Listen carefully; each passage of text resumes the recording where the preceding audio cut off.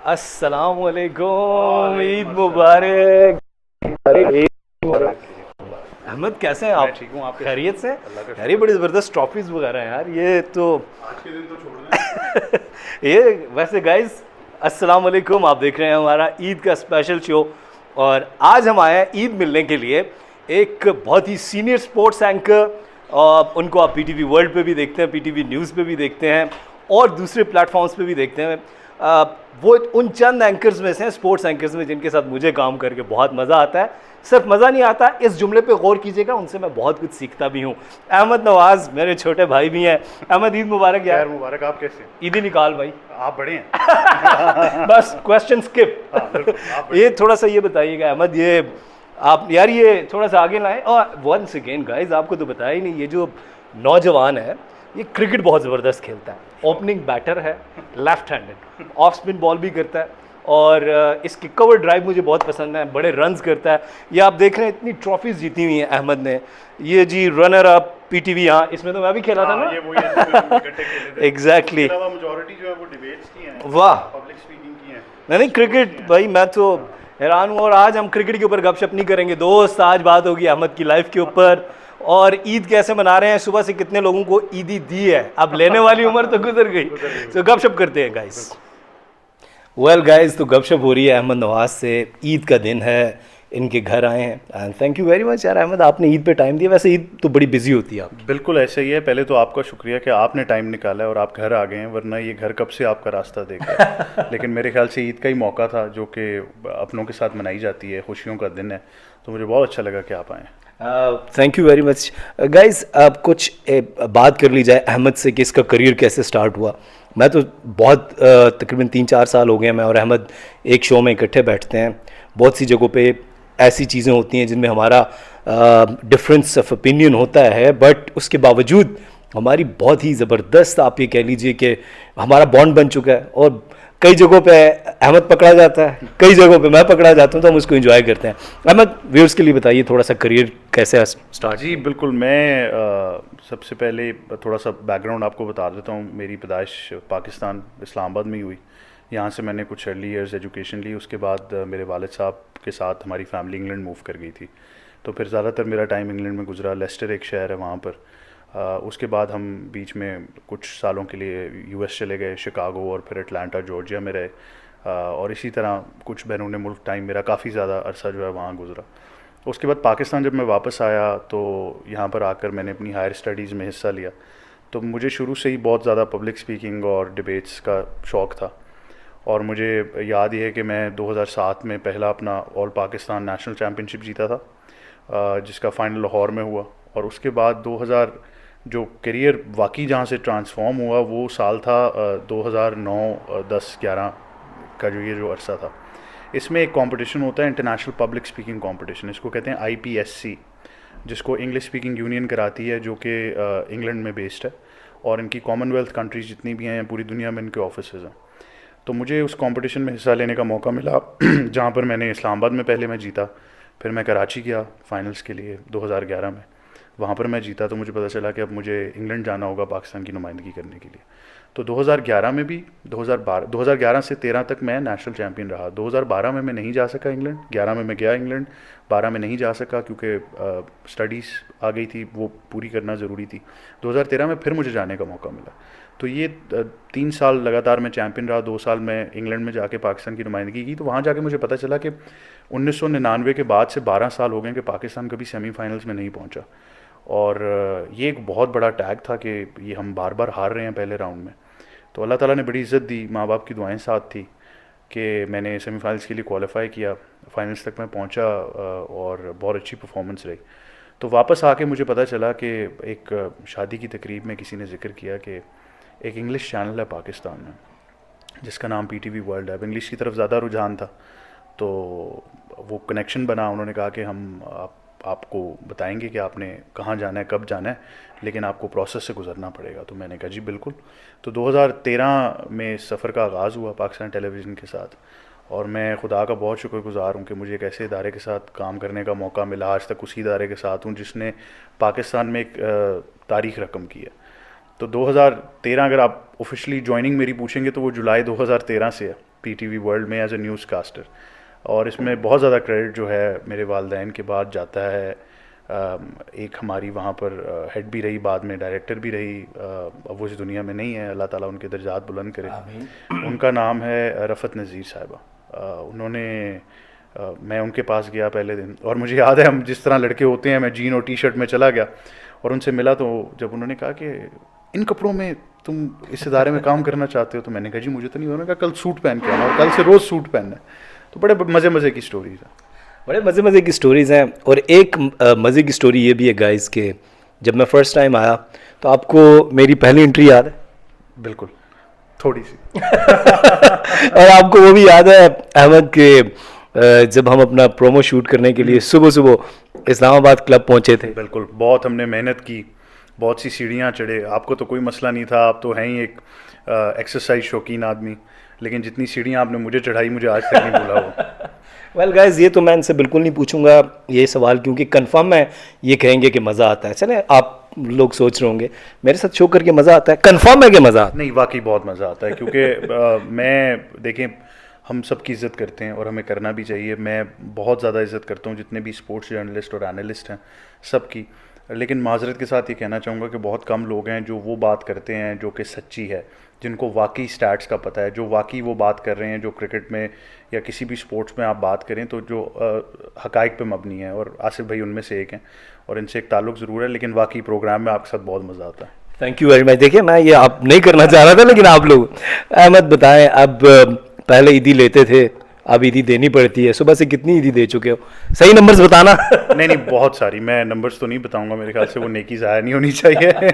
लेकिन मैं आपको सच्ची बात बताऊं, मैं पिछले कई दिनों से लोगों को ये कहता आया हूँ कि यकीन करें, जब ईदी लेते थे तो बड़ा मज़ा आता था, लेकिन अब जब गिविंग एंड पर हैं तो उससे भी ज़्यादा मज़ा आता है। Really? बड़ा मज़ा आता है बच्चों को ईदी देकर और खुले दिल से ईदी देकर, और आप एक फेवरेट बन जाते हैं कि यार हाँ वाकई अहमद जो है वो सबसे ज़्यादा ईदी देगा। और फिर पूरे साल बच्चा वेट भी करते हैं, फैमिली के दूसरे लोग भी, कि अहमद ने ईदी देनी। बिल्कुल ऐसे ही है। और मैं आपको एक और मज़े की बात बताऊं कि हम अब उस स्टेज पर पहुंच चुके हैं कि जहां पर हम ईदी देते हैं, लेकिन आज के दिन भी सबसे पहले तो मेरी जो नानी हैं वो मुझे ईदी देती हैं, मेरे वालिद साहब मुझे ईदी देते हैं आज भी, और मेरे इन लॉज से भी मुझे थोड़ी बहुत ईदी मिल जाती है। ये अब अहमद भाई ने इन लॉस जरा हल्का कहा है, ये क्या? नहीं, मैंने आपको इशारा किया कि आप भी अब इस मज़े को चख लें कि ये कितना ज़रूरी है। वेल अहमद, चलें एक थोड़ी सी गपशप करते हैं। आपको ईद का दिन है और डिनर का मौका मिले और दो पर्सनालिटीज़ में से आपने किसी एक को चूज़ करना है, ब्रायन लारा या सईद अनवर? मैं सईद भाई के साथ करना चाहूँगा, क्योंकि सईद भाई का मैं बहुत बड़ा फ़ैन हूँ। Being a left handed batter myself, मैंने उनको हमेशा से आइडियलाइज़ किया है, और जितनी अच्छी बात वो फिर दीन पे करते हैं तो मैं चाहूँगा कि मेरा ईमान भी ताज़ा हो जाए, तो मैं सईद भाई के साथ चाहूँगा। वाह, अहमद ने अभी फील हो रहा है ताज़ा ताज़ा रमज़ान गुजरा है। और अहमद ने सारी ट्रांसमिशन भी होस्ट की है पीटीवी वर्ल्ड पे, आप इनको देखते रहे होंगे। नहीं बिल्कुल, इसमें तो कोई शक नहीं, सईद भाई की लाइफ जिस तरह से चेंज हुई हमारे सामने, हमने उनको पहले एक स्टार देखा और अब वो एक रिलीजियस पर्सनालिटी बन चुके हैं, सो नो डाउट। अच्छा, ईद की शॉपिंग करने का मौका मिले तो दो पर्सनालिटीज़ आपके साथ हों, तो किसके साथ आप जाना? मैं अब उनका नाम नहीं लूँगा जिनके साथ आप शो भी करते हैं, किसके साथ आप जाना चाहेंगे, ब्रेट ली या वसीम अकरम? वसीम अकरम के साथ, बिल्कुल। The reason? बहुत विटी हैं वो, आजकल तो खैर बड़ा सार्काज़म यूज़ करते हैं, तो थोड़ा हम भी उनसे ज़रा कुछ मजाक करना सीखेंगे। और साथ साथ एक और बड़ी जो बात है, पाकिस्तान क्रिकेट को बड़ा सर्व किया उन्होंने, और उसके अलावा भी मैं उनके तबसरे भी सुनता रहता हूँ, और एक बहुत ही ज़बरदस्त उनके फिटनेस रूटीन भी में वो इन्वॉल्व है, ऑल्दो ही इज़ डायबिटिक। तो मैं चाहूँगा कि मैं वसीम भाई के साथ ज़्यादा टाइम स्पेंड करूँ। जी, वसीम भाई के साथ शॉपिंग का बड़ा मज़ा आएगा। और शॉपिंग का बिल आप दें या वसीम भाई दें? नहीं, फिर वसीम भाई को देना पड़ेगा, क्योंकि वो बहुत से ब्रांड्स के ब्रांड एम्बेसडर हैं, तो शायद इसलिए भी मैंने वसीम भाई को चुना। ये राइट। अच्छा, अगर क्रिकेट कमेंट्री का मौका मिले कभी, तो किसके साथ कमेंट्री करना चाहेंगे, रमीज़ राजा या हर्षा भोगले? ये बहुत टफ हो गया। ये आपने बहुत पहले दो आसान सवाल करके ना, ये अब आपने देखे ना, आपने बाउंसर मार दिया, फौरन बाउंसर कर दिया आपने। रमीज़ राजा। मैं हर्षा भोगले का बहुत बड़ा फ़ैन हूँ, let me put it on record. मैंने उनको बहुत दफ़ा कॉपी करने की भी कोशिश की है, मैं उनका बहुत बड़ा फ़ैन हूँ, बट मैं रमीज़ राजा के साथ कमेंट्री करना चाहूँगा। जी हाँ बिल्कुल, ये रमीज़ राजा के साथ कमेंट्री करना चाहेंगे। मैंने अपना इसलिए नहीं पूछा, मेरे साथ तो रोज़ ही बैठे होते हैं। ओके गाइस, अब आते हैं ज़रा नेक्स्ट एक क्वेश्चन है। क्योंकि अहमद ख़ुद भी क्रिकेट खेलते हैं, जैसे भी हम आपको इनकी ट्रॉफीज़ दिखा रहे थे, मैंने ख़ुद इनके साथ 2 मैचेस खेले। मैं विकेट कीपर था, बड़ा मज़ा आया इनकी बॉलिंग के ऊपर विकेट कीपिंग करके। एक मैंने कॉट बिहाइंड एक कैच लिया था, एक स्टंप किया था, डू यू रिमेंबर? बिल्कुल याद है मुझे। और बड़ी उस दिन हमें ये हमारे सामने एक नया इंकशाफ हुआ कि आसिफ बहुत ही ज़बरदस्त विकेट कीपर है। तो ये अगर आप में से कुछ लोग शायद जानते ही होंगे, लेकिन अगर आपके फॉलोअर्स और व्यूअर्स जानते नहीं हैं, तो आसिफ एक बहुत मंजे हुए विकेट कीपर हैं और बहुत ज़बरदस्त बैटर भी हैं। अभी तो खैर आपने बैटिंग देखी नहीं है, लेकिन जब आप देखेंगे तो इंशाल्लाह आपको मैं गलत साबित नहीं करूंगा। अब मैं आने लगा हूं उस बात की जानिब जिसमें इनको मजीद थोड़ा सा हम ट्रिकी कर देंगे। बैटिंग का मौका मिले तो विराट कोहली या Babar Azam? Virat Kohli, big call. No doubt, very big call. I am a huge fan of Babar Azam, let me just put it out there. But Virat का जो मैंने जर्नी देखा है, जो ग्रिट और डिटर्मिनेशन है, देयर इज़ नो डाउट कि हम बार बार कहते हैं मॉडर्न डे क्रिकेट का बेस्ट, मॉडर्न डे क्रिकेट का नहीं, I think one of the best in cricket history is Virat Kohli. और मज़े की बात यह है कि उनका जर्सी नंबर भी 18 है और मेरा जर्सी नंबर भी 18 है। वाओ, ये तो देखे ना, ये सिमिलैरिटीज़ हैं। लेकिन एक थोड़ा सा मसला सिर्फ ये है कि अहमद लेफ्ट हैंडेड है और Virat Kohli right handed. Doesn't matter, I think जो हमारी पार्टनरशिप होगी would be a remarkable partnership. पूरी दुनिया देखेगी, पूरी दुनिया देखेगी।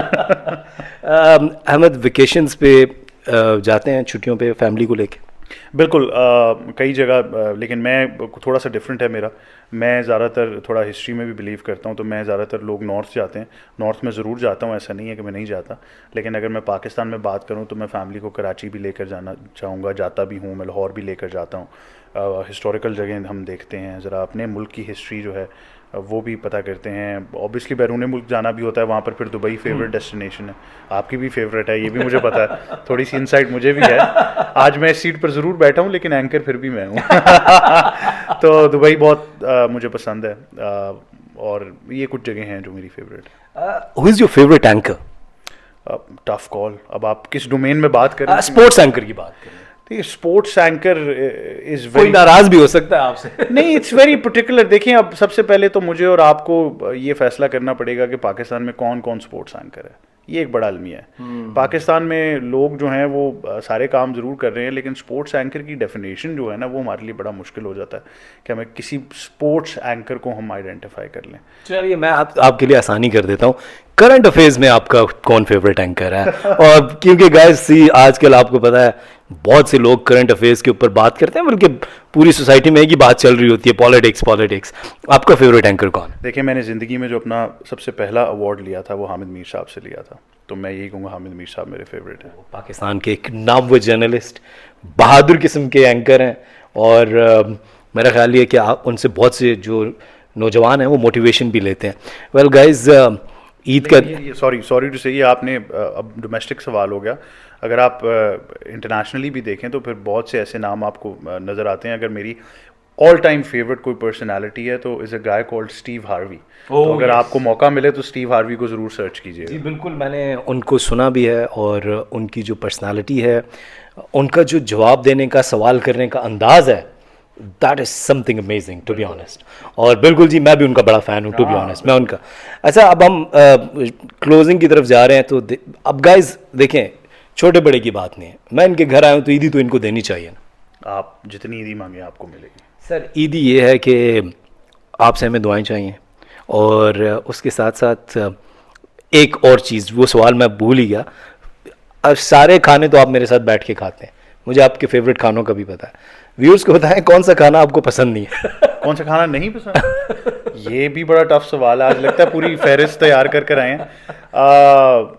आई थिंक अब मैं किसी सब्ज़ी का नाम लेना पड़ेगा, फिर ज़्यादती हो जाएगी। लेकिन मैं कोई भी ये जो ट्रेडिशनल सब्ज़ी होती है वो मैं नहीं खाता, जिसमें बैंगन हो सकते हैं, टींडे हो सकते हैं, तोरी हो सकती है, वो मैं नहीं खाता। लेकिन अगर एक पर्टिकुलर फूड जो मुझे नहीं पसंद, ये लोगों को शायद बड़ा शौक लगे, वो अंडा है। I can not eat eggs, बिल्कुल मैं एग्स को देख भी नहीं सकता, तो ये थोड़ा सा। जी हाँ बिल्कुल, अहमद भाई को ना क्रिकेट में अंडे पसंद है और ना खाने में अंडे पसंद है।